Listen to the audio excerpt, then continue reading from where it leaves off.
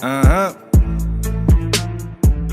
what's up, everybody? It's Choot in the house for the first interview of the Real Talk Choot and Chop podcast. We have the one, the only, Kane is in the name, is in the building. Welcome to the show, my man. What's up, man? What an honor. I'm the first guest. I appreciate it, man. Thank you for all the love that you've been giving me and playing my music on all the episodes, man. Y'all are doing it, and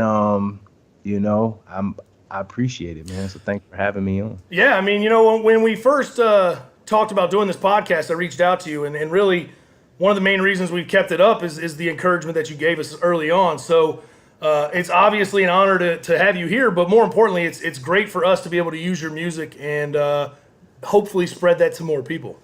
Yeah, man. Thank you, and keep spreading it on when you're gaming and all of that. I got some other gamers that use my music and stuff, so that would be dope, right? If that's how I get, the gamer community can explode you. Puts me on. That'd be dope. That's exactly right. So we wanted to bring you on just to touch on everything that's going on. I know that there's a lot of news happening, and most importantly, we got to start off with the Kirk Cousins trade that just happened. Or not the Kirk Cousins trade, the Alex Smith trade that just went down. As a non-Redskin fan, what's your opinion of this? I mean, are you sure you want to do this right now? Because I don't have, you know what I'm saying? I don't have a dog in this fight. Right. That's why your opinion is valuable. So I'm gonna try to be sensitive to your feelings and everything, because I know, Skins fans and more, even more than that, just DC fans in general. It's very negative culture, So Definitely. Anyway, but I think that it's a slight advantage to the Skins. At the very worst case scenario, it's a wash, but I don't even think it's that. When you are just looking at player to player, Cousins, Alex Smith, I think you have two game manager type players. Mm-hmm. I think Alex Smith brings a little bit more explosiveness. He brings a little bit more big playability. And of course, he brings more experience. He's got playoff experience. I mean, look at the two winning percentages. You look at Kirk Cousins, you look at Alex Smith. And I think, how it can be when you're a part of a team with a losing culture. You need something to turn the tide. You need something to mix it up. And Alex Smith could be the leader to come in there and rally the troops and get them going. Also, the Skins saved a lot of money. They got rid of the whole drama. Like this whole year, I'm like, are we still really talking about Kirk Cousins? Like, are we still not sure if they're gonna sign him? Like, what is going on? Like, I thought he has at least put enough tape out there and has shown you what you need to know to make a decision. But the Skins kind of botched that one, mismanaged that a little bit. Yeah. So like, had they managed that better, a while ago, we might not be in this situation right now. But like I said, I think it's an advantage for y'all. What do you think? I think that's a great way to put it.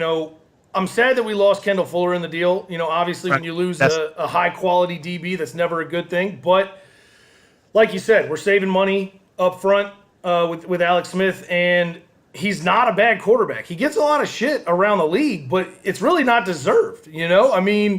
The guy has been in two or three programs and done well and gotten better every year. So, again, I think it's an upgraded quarterback, but it is sad to see Kendall Fuller leave. Now, I heard Colin Cowherd today mention something that was pretty interesting when he was talking about this, and I wanted to get your opinion on it. He said he likened the Kirk Cousins situation to the Joe Flacco situation with Baltimore. And as a Baltimore fan, you know more than most, once they signed that check to Joe Flacco, things started going downhill pretty quickly. Facts. And I think that could have been us. If we had forked the bill, pay $30 million for Kirk Cousins, what do we have? Nothing. Absolutely. And Baltimore's been able to continue developing great defenses, right? Yeah. Like that was kind of already in the works. Ray Lewis and Ed Reed and them guys kind of set that up to just happen. So now that's part of the culture again. Yeah. But when we had to blow all that money on Flacco, now look at our offensive weapons in Baltimore.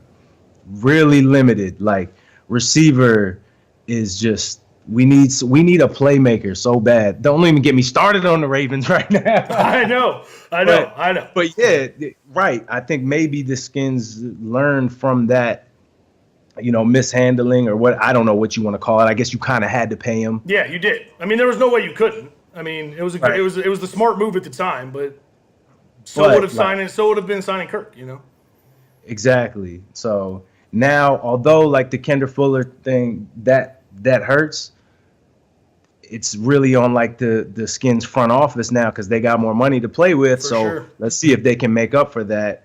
I don't know. I mean, that still hurts when you got a guy that's already producing for you, and now you kind of got to gamble on draft picks or whatever it may be. Yeah. Especially when the kid's a local kid too. I mean, you hate to lose a guy who grew up in the DC area and now he's playing for the DC team. It's terrible. But life goes on. I'm going to reserve judgment on this whole thing until all the chips have fallen, until after the draft at least, to see how we respond and how we use the money that we have left. Yeah, I think generally right now, like what I've been hearing is a lot of the Skins fans aren't happy, and I don't know why. Well, a lot. I mean, I don't know. I can't get it either. But again, like you said, there is a lot of depression around DC sports in general. Like we just have this air of negativity. I don't know why, but it's infected the fan base to the point where they make any move, it's going to piss off everybody. Yeah. So, I think overall it's a win. Most fans can't see that because they're blinded by the Kendall Fuller thing, and they're ignorant of how good Alex Smith actually is. Yeah, man. Did you see him in the Pro Bowl skills challenge? That's what I'm saying. Throwing darts out there. Throwing them things through the paper targets. Yeah. The guy is legit. I mean, he's at least as good as Kirk Cousins, probably better. So to me, it's a win. It's sad to see you go, but that's the nature of the beast. We had to do something to get a better quarterback or get a cheaper quarterback, and I think we did that. It could be much worse. It felt like. Did you feel like kind of like a surprise? Like, oh man, I was shocked. You must have been like, what? Yeah, like literally, when I saw the tweet, I literally tweeted in all caps, "What?" with like a GIF. Like, what the hell are you talking about? I didn't even think that this was a possibility. Who'd you use as your GIF? Oh man, I can't remember. It was one of those. You type in and you pick one that seems funny. I can't remember. It was. Was it a solid? Oh, I'm GIF? sure. I don't use bad GIFs, Kane. Come on now. Yeah, I know that. My GIF game is strong. You and Chalk are both like GIF gods. That's true. Where is he, by the way? He's Hollywooding us now? Yeah, pretty much. No, his ass doesn't even get off work until late night, He's working until like 6:30. Okay, I thought he was big timing us since he's on the big screen now. Yeah, he is making wakes in the scene. So, this is kind of small time for him. He leaves all this stuff to me. Hey, that's messed up, man. The B list, the B, C list guests, man. Shock you can't even be here for. I know. It's sad. But moving on to some other things that going on in the world of Kane is the name. You just dropped a new video. Why don't you tell us about it? Dropped a new video. It's called Fun Track. I'm just having fun. And I mean, that's like what I'm going to be doing all year. There's going to be a lot of content coming. But with this video, I just kind of got on the track to kind of showcase, flex a little bit. It's real braggadocious, Mm-hmm. And it's kind of like what I call intelligent ignorance.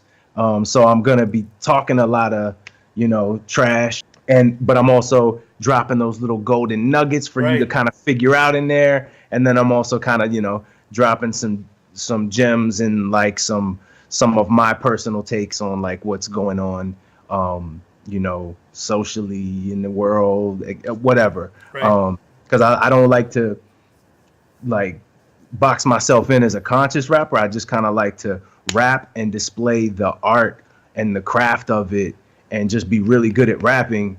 But I'm going to sprinkle in stuff in there to make you think. Like it's all about just making my content thought provoking, even if you may not notice it.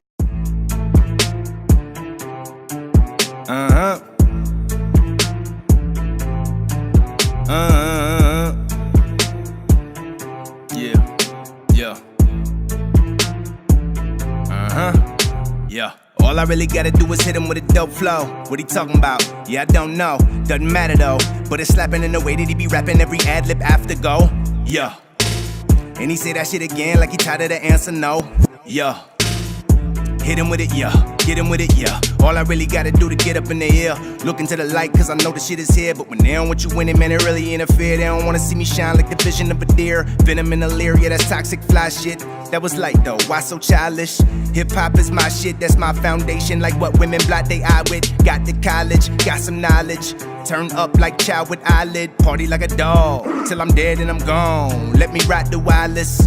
That was a bit of a stretch. I'm a little bit picky when I flex. I could say some dumb shit, but everybody know why I'm here like a hickey on the neck. Let me that respect. It's like I ain't say 50. How she giving me the neck? Old school bars, Pro Tools, nah. All we needed was somebody hitting on the desk. Bron, hitting on my chest. Bron, only winning with the best. I am glowed up. Right hand hold nuts while I whip it with the left. I would say that I'm running out of ways to say this, but I'm running with the ways I say shit. I ain't running out of patience. I know what's up ahead of me. That's ways shit. Fake shit. I ain't got no time for the fake shit. Real shit, gotta deal with. Talking like everyday shit. Body with the words like basic. Bitch shirt, yo bitch flirt. Just being frank, I might for a base with the white socks on. Big hurt, then kick dirt like fight. My some slight is your big burn. Put in work and still learn, and you will earn in turn. Right, like intern.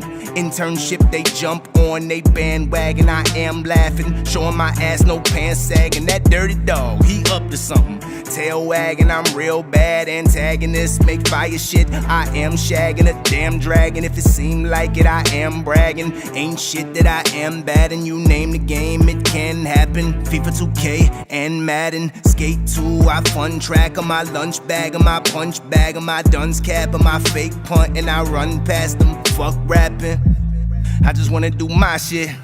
Fuck following y'all, I'm working it out like a problem resolved. Mr. Officer, no, your gun don't gotta involve. Somebody talk to the law, tell them they got us along. I am the Godfather and y'all, Robert Duvall, they all on your ball. Not when you fall, no, not when you fall. Gotta pay Peter, you robbing a Paul. But Paul got a heater, he cocking you fall. And people in politics see it as bottomless bottom. Feeders don't need them at all. Am I reaching you all? Look, we are the people. If we get involved, this demon in charge don't need him no job. I got the seasoning, y'all. I got the cleanest shit, straight from the cleanest shit. Take it or leave it, this isn't for pleasing you, no. This is for me and my dogs. This is for me and my bros. Gave me the beat and said go. I played me the beat and said whoa.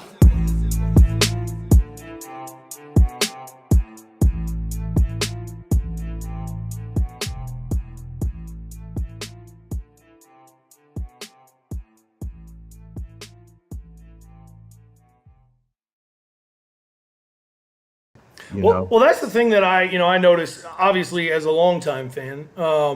The one thing I like about your music is that you can't just digest it on one playthrough. You really do need to listen to it multiple times. Now, the first time you hear it, you're like, damn, this is tight.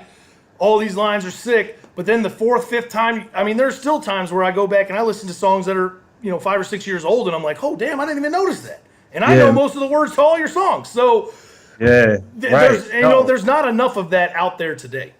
That's absolutely the goal. And it makes the music timeless, but more so like the product is thought-provoking music. Like I said, whether you may not like me for that, but a majority of the people that listen to my music want to listen to it for that reason. Right. And it's funny that we're talking about this because one of my biggest influences, Lupe Fiasco. Yep. The fun track was actually a Lupe Fiasco beat, and that whole kind of, he really motivated me to not really care about what if I make this punchline or I write this lyric that somebody may not understand. Say it's about a European club soccer team, like right. who only certain people are gonna get that. But that's what's dope about it, and that's why I do that, because when the person that likes Real Madrid and they hear a line about Ronaldo, they're like, oh, it makes you feel a part of it, right? And it makes you feel, exclusive, and I really enjoy that aspect of my creative process and performing it. Yeah, I mean, you can definitely see the Lupe Fiasco influence in your music, and that is a great person to emulate, to be honest. I mean, recently I went back and I was listening to some of Lupe's old stuff. And I mean, it's almost like a blueprint for everything that's going on in the world, like all the time today. I mean, the stuff that he was talking about back then was so ahead of its time, but done in a way that you wouldn't even realize that he's dropping knowledge on you. And I think you do that a lot too. People just, if they were just passively listening to it, they're like, oh yeah, this is tight. But then when you actually analyze it, you're like, damn, this guy's actually saying something. He's dropping some real knowledge out here. Tricking you into like another person that does that really well is Kendrick. Yeah. Pull Up, Drink. That people think that's like a turn up song. Right. It's a song about alcoholism and how it negatively affects. But people in the club, sure enough, pull Damn up. right.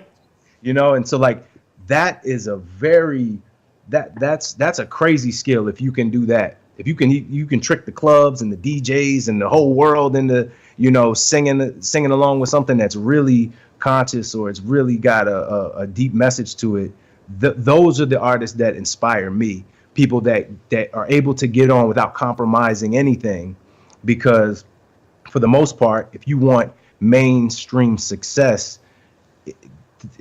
you're kind of limited into like what people are going to accept put out there. So if you can find a way to not compromise who you are, like that's just very inspiring to me. And so those have always been the artists that I look up to. Yeah, and I think that those are the ones that tend to have longevity. I mean, you got all these mumble rappers out there right now, and yeah, I mean their beats are tight and there's some value in what they're doing sometimes, but are we going to be listening to them in 25 years? No. We're not even going to remember who these guys are. But guys like Lupe and Kendrick, hopefully you will stand the test of time. Yeah, man. I mean, I don't, I think the newer generation and the new voices that are coming out, like, I think, we still need to listen. Mm-hmm. And, there's something to be said about like the new sound and the way, what the newer artists are doing. So I'm always keeping my ear to the street, like I can hear with my feet. Shout out to Lupe. That's a but like I don't like all of that shit, and I think that like the overall the craft of it has kind of been the value of being a lyricist or lyrical has kind of dropped a little bit. Yep. But if you look at it, as a whole thing, it's always been like that.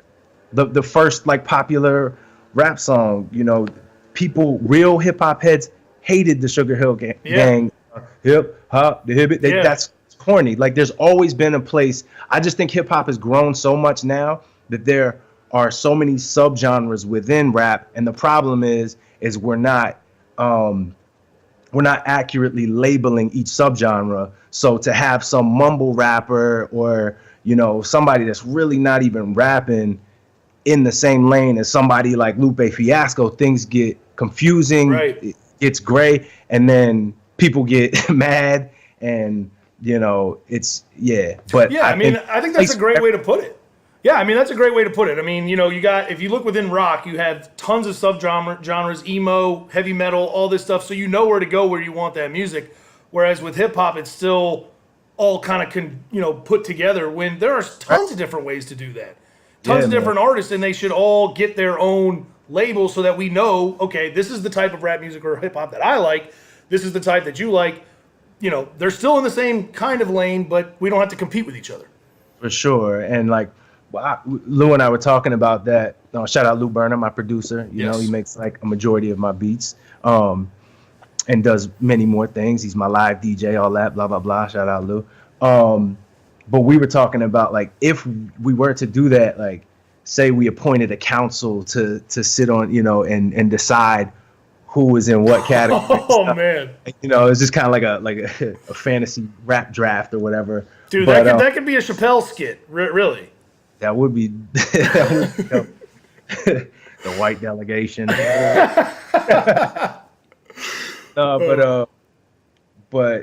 I also think that music is music, and I think it should be up to the listener and up to the viewer to decide. Also, like there's so much out there right now. Find something you like. Don't complain about like the new stuff, because SoundCloud, Spotify, these places are just iTunes, endless music out there. There is something for you, I promise. You're just gonna have to dig a little bit for it. For sure. I mean, you just got to look, like you said. So for anybody out there listening, where do you go to find new music? I go Spotify is awesome, man. I love Spotify, SoundCloud. Bandcamp is a big sleeper. Bandcamp, I've been on Bandcamp for years, and if you don't use Bandcamp, download that app.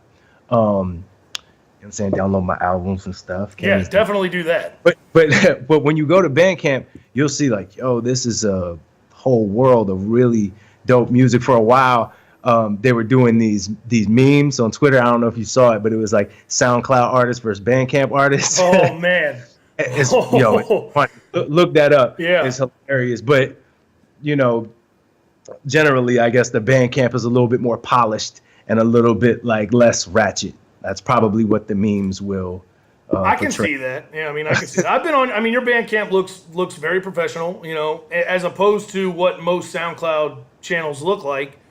Yours looks like a professional website. So I can see how that could be a distinction. But going back to this new track that you have, one line obviously stuck to me, and that was the line dealing with Skate 2, which is a freaking phenomenal game. Very underrated, by the way. Very underrated. Underrated. I don't know if the skate culture is the only one that gets down. Skate 2 is. I mean, I've always followed skate culture, so. Yeah. But that game is just so smooth. It's just a great game, man. You like some good games, man. Oh man, you know this, but that game was really like, Tony Hawk was the original, obviously back on 64. Tony Hawk Pro Skater 2, all that. And then they came out with the Skate series, and Skate 2 was literally probably the best skateboard game I've ever played. Skate 2 was the best. But yeah, I had to drop that in there, and then it ended up just being the title of the song. Because when I was writing it, it was just a free verse. And, right. A lot of times free verses, you're like, okay, well, this is just a really long, dope verse. But I was just like, fun track. Like, we would stay up, me and my homies would stay up after shows, whatever, and play Skate 2 all night. And the one board that we would always go to was Fun Track. For sure. Fun Track is just big air ramps. You got, it's mainly like 4 big air ramps, and it's all like high risk tricks. You're up in the air, I don't know how many feet, right? But either you adjust that board right and you land it, or you smacking your head on the pavement and you turn it into the Hall of Meat. So Fun Track is the illest. And so I guess like kind of my style with the braggadociousness in my raps kind of also translates to my gaming. I'm always gonna talk shit to you, even if I know, like if I'm playing you in Call of Duty or something, or that Star Wars game. What was that? Battlefront 2. Yeah. Battlefront. That game was fire. I need to get that. But if I'm playing you in that, I know damn well I'm not gonna be chipping this, but I'm gonna talk shit to you. Like, as it should be. Yeah, you can't see me, and I think a lot of gamers are like that, and you should be like that, especially with your game of choice. And Skate 2 is my game of choice. So see me. If y'all want to see me on Skate 2, man, I wish that we could get online with old games. That would be dope. Invent that. Hey, one day, Xbox is already making a lot of waves in that arena by doing they're starting this new service where you can pay $10 a month, like a Netflix type thing, and play most of the Xbox library, including new games coming out this year. So that's a huge selling point for Xbox. Too bad they don't have a whole lot of games on there right now, but. Yeah, no, that's dope. That is a good. So hopefully PlayStation will step up and do that. They do have this service called PlayStation Now, where you can go play old PlayStation 2 games and stuff. But again, it's a subscription service. But I don't know if you could do it online or not. Yeah. So, I got another franchise I loved was the NFL Street franchise. Oh man, throwback. Yeah. I was doing another podcast. Shout out to Nick Bohr. I was at his podcast, and we started talking about that. He's a gamer, and he was like, I got that. I might got that in here. So if I do, I'm going to give it to you. He did. I I came back home thinking that I would be able to pop it in the PS3 because it's a PS2 game. No go. Yeah, no, it's the only PS3 that was ever backwards compatible was the first generation. I bought one on eBay. I still have it, simply because of that. But it was so expensive because they had to essentially put a PlayStation 2 and a PlayStation 3 in the same console. So when you put a PlayStation 2 game in, it would shut off and reboot as a PlayStation 2. It was just not cost effective to do that. But It's not worth it. But I got a cop of PS2 just to play NFL Street because I love that game. yeah. So are there any other games out there right now that you're looking forward to or that you're playing a lot on the PS4? I know you just got a PS4, so you're still new into the game. Still like I'm like a little bit over a year in. Yeah. Man. It's changed my life. For the better and for the worse. I need to be doing other shit. But I really only play Madden right now. Yeah.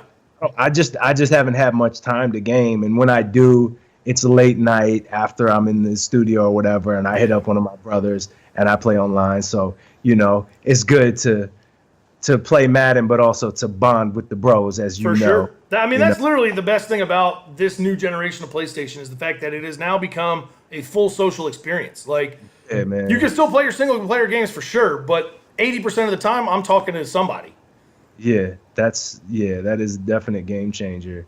As the fun track says, name a game, Madden, FIFA, 2K. Those are my games. Like, that's what I play. Yeah. But right now, I only have Madden. I love 2K. I just played it for the first time this past weekend at my brother's house. And then FIFA. It's probably a good thing that I don't have that because I get a nasty addiction to that. It's hard not to. And it's something about FIFA that when you lose, when you get that 90th minute goal scored on you, I might throw the controller, and I don't need that rage in my life. I'm trying to be peaceful. Very true. Yeah, I mean, I have been on the receiving end, especially online, too. Like you said, you're going to talk trash, and then you get hit with that 90th minute goal, and you get, what can you say? You lost. It's depressing. You can say, I'll tell you what you say, rematch. Run it back. Let's go. So, yeah, we're definitely going to have to get into playing some Madden, man. I just picked it up a few weeks ago. Haven't really played with it too much because I've been stuck in Fortnite. Which, if you haven't got Fortnite yet, man, you got to get that. It's free. That's on my list too. You got to get it, man. It has literally consumed our lives. Like, we have all these games we play for, and here we are stuck playing this freaking free game. Sell me on it real quick. What's the? Okay, so there are two aspects of the game. The one that you're going to play is the PvP, and it's 100 people on a map. You drop in. You're coming in on like a flying bus. Then you drop in, and you have to find gear, and you're just the last one standing. And you can play with teams of 4, or you can play solo or duo. So you drop in with a team of 4, it's last team standing. Damn, do you like going solo or team? It depends. I like team generally just because it's more fun. And the coolest aspect about this game is not just the overall game part of it. Obviously the concept is cool, but other people do that as well. The coolest part that really separates this is that you can build on the fly. And what I mean by that is you have the option to build walls, floors, ramps, or ceilings. So if you're running through a field and somebody starts shooting at you, you just build a wall, box yourself in, climb up, and start shooting back. So if you need cover, you build the cover, right? And the way that people get really creative with all the building, I mean, you could go watch videos online of how people do this. It's unbelievable, man. It's so much fun. Every game is different. And that's why I've literally probably put 100 hours on it, and it's 100% free. Damn. Yeah. Oh, speaking of free, I downloaded the Metal Gear Solid game. Yeah. And I don't know, maybe I was just too drunk one night or something, but I tried to start playing it, and I just felt like the intro dragged so long that I gave up on it. Oh, it does. I mean, it's a typical Metal Gear game with the long cutscenes. I'm cool with that, but the story didn't grab me. It didn't bring me in. He was just in a hospital bed for 30 minutes. I'm like, bruh. Okay, I'm looking from side to side. I get it now. Yeah. And let me start hiding in boxes. Right. Yeah. Give it some time. Try and force your way through it. I promise it's worth it, man. That's one of the best Metal Gear games. And sadly, they're coming out with this new Metal Gear Survive, which isn't even a Metal Gear game. They just stuck the Metal Gear title on it. But the core 5 Metal Gear games will still always be the top. So you think that one, the free one, is one of the best? Oh yeah, for sure. Metal Gear Solid 5, just in terms of gameplay, because it's fully open world, unlike most of the other Metal Gear games, or all the other Metal Gear games, and the graphics and all the things you can do within that game, it's unbelievable. It really is.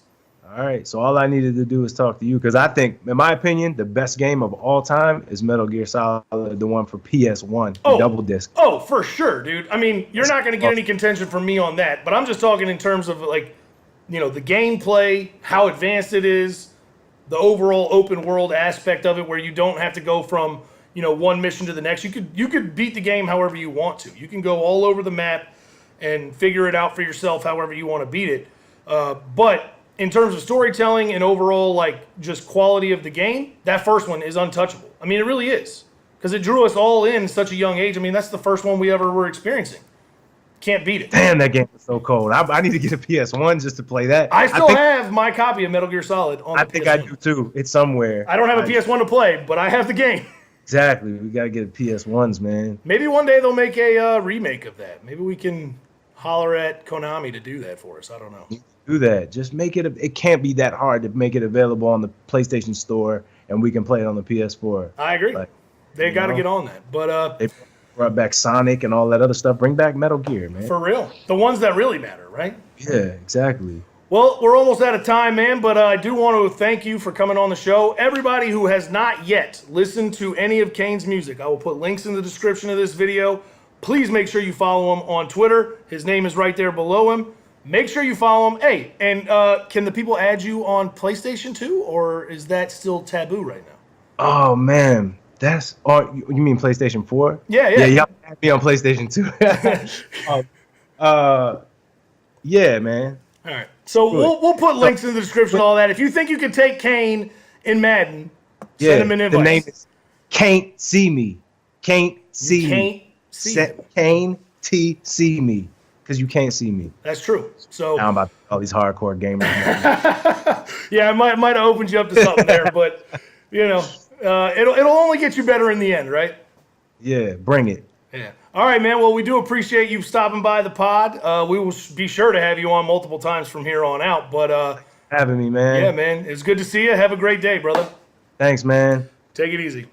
Peace.